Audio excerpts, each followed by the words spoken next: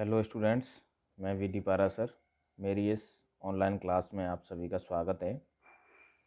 आज हमारी चर्चा का विषय रहेगा संयुक्त राष्ट्र संघ की महासभा, इसकी संगठन या संरचना।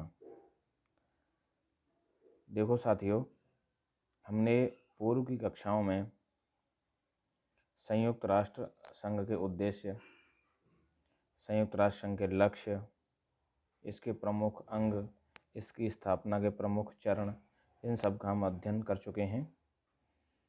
और आज हम इस विषय पर चर्चा करेंगे कि संयुक्त राष्ट्र संघ की जो महासभा है, सबसे प्रमुख अंग है, इस अंग की संरचना क्या है, इसमें वोटिंग की प्रक्रिया क्या है, महासभा के सदस्य कौन होते हैं, इन सारी चीज़ों पर आज की क्लास में हम चर्चा करेंगे।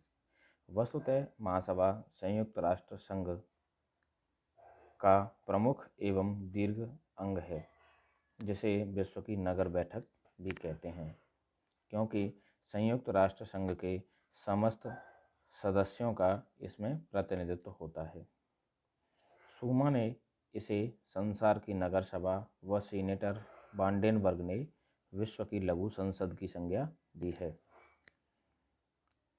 देखो विद्यार्थियों, अगर संयुक्त राष्ट्र संघ विश्व निकाय के रूप में है या एक दुनिया का एक ऐसा संघ है जहाँ पूरी दुनिया जुड़ी हुई है, तो निश्चित रूप से उसकी महासभा संयुक्त राष्ट्र संघ का सबसे ज़्यादा प्रतिनिधित्वपूर्ण अंग है, क्योंकि इसमें संयुक्त राष्ट्र संघ के सभी सदस्य देश इसके सदस्य होते हैं।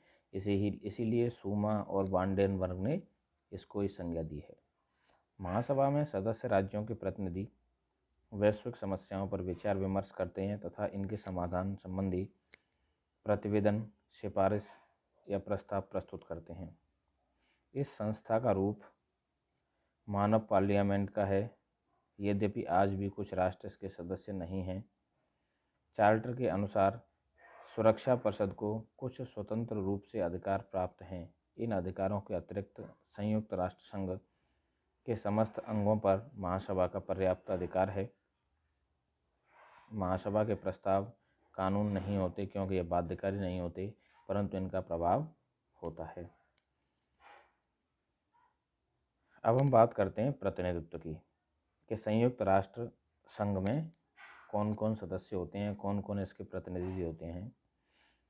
महासभा में संयुक्त राष्ट्र संघ के सभी सदस्यों को प्रतिनिधित्व प्राप्त है, अर्थात यूएनओ के जो भी सदस्य हैं वो सब महासभा के सदस्य हैं। प्रत्येक सदस्य राष्ट्र को एक मत देने का अधिकार है, यद्यपि एक राष्ट्र अधिकतम 5 प्रतिनिधि भेज सकता है यूएनओ में।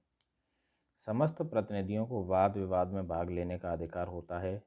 वर्तमान में इसके सदस्यों की संख्या 193 है और यही सदस्य संख्या संयुक्त राष्ट्र संघ की है और यही संयुक्त राष्ट्र संघ की महासभा की है। दूसरा बिंदु है मतदान प्रक्रिया।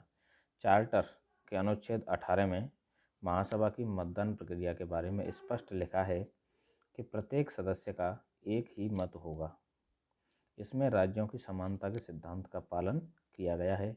महासभा में सभी महत्वपूर्ण प्रश्नों पर निर्णय उपस्थित व मतदान करने वाले देशों के 2/3 बहुमत से किया जाता है तथा साधारण प्रश्नों का निर्णय उपस्थित एवं मतदान करने वाले सदस्यों के साधारण बहुमत से किया जाता है।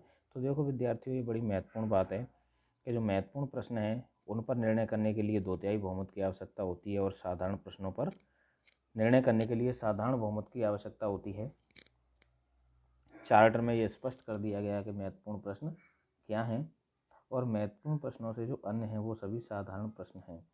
महत्वपूर्ण प्रश्नों में उन्होंने गिनाया है अंतर्राष्ट्रीय शांति एवं सुरक्षा बनाए रखने का सवाल है, या सुरक्षा परिषद के अस्थायी सदस्यों का निर्वाचन है, सामाजिक और आर्थिक परिषद के सदस्यों का निर्वाचन हो, या सदस्यता के अधिकारों एवं विशेषाधिकार, उनका निलंबन, सदस्यों का निष्कासन, न्यास पद्धति, परिचालन संबंधी प्रश्न, बजट संबंधी प्रश्न, ये सभी प्रश्न महत्वपूर्ण प्रश्न हैं।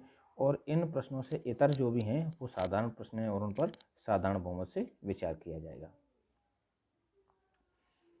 अगला बिंदु है अधिवेशन। महासभा का वार्षिक अधिवेशन नियमित रूप से सितंबर माह के तीसरे मंगलवार से शुरू होता है और प्रायः दिसंबर के मध्य तक चलता है।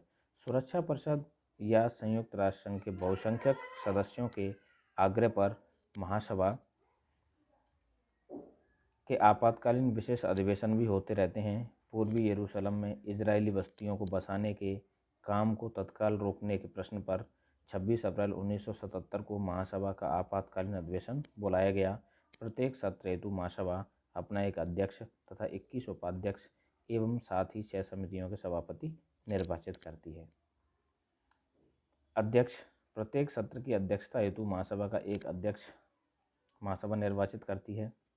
समान भौगोलिक प्रतिनिधित्व प्रदान करने की दृष्टि से महासभा की अध्यक्षता प्रतिवर्ष राज्यों के 5 समूहों अफ्रीकी, एशियाई, पूर्वी यूरोपीय, लैटिन अमेरिका तथा पश्चिमी यूरोपीय तथा अन्य राज्यों में बारी बारी से दी जाती है, प्रदान की जाती है। तो देखो साथियों, जो महासभा का अध्यक्ष बनाया जाता है वो इस प्रकार बनाया जाता है भौगोलिक प्रतिनिधित्व के हिसाब से कि एक बार अफ्रीकी राज्यों में से बना दिया गया, तो दूसरी बार एशियाई, और उसके बाद पूर्वी यूरोप, और उसके बाद लैटिन अमेरिका, 5वें नंबर पर पश्चिमी यूरोप एवं अन्य राज्य जो कैरेबियन वगैरह हैं वो सभी।